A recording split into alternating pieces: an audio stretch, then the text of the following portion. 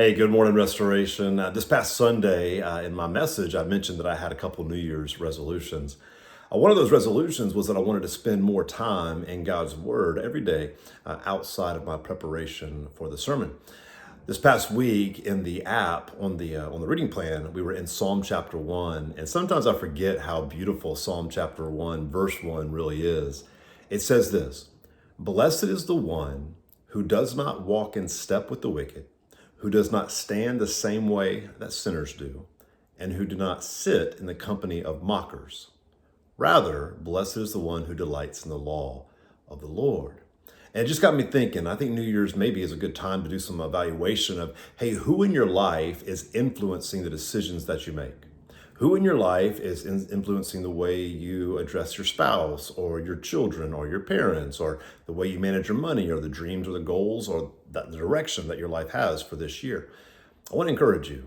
Do you have people in your life who point you in the law of the Lord, in the law of God? Do you have people in your life who will encourage you, another way to say it, to live a life through a biblical worldview?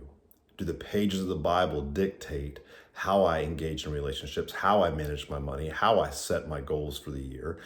Do I have a rhythm, a pattern in my life to where I can go to the Word, to the Bible, and find out, what does God's Word say about this situation?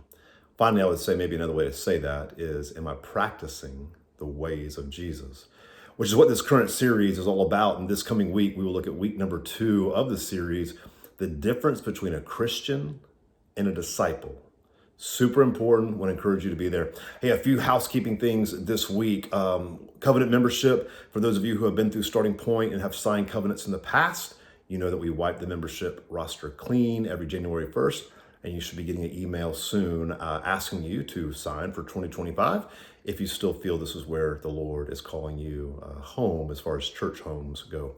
I also want to encourage you and say thank you for the response for the warming shelter. It will be open tonight again, but so many of you came forward and said, "Put me in, coach. I'm ready to play." And I just want to say thank you so much. It's so encouraging to have a church like Restoration Community Church where people are willing to serve and sacrifice, and it's Christ's likeness, and I want to say thank you for that.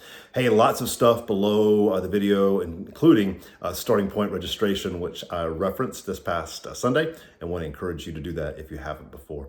Hey, Restoration, I love you, and see you on Sunday.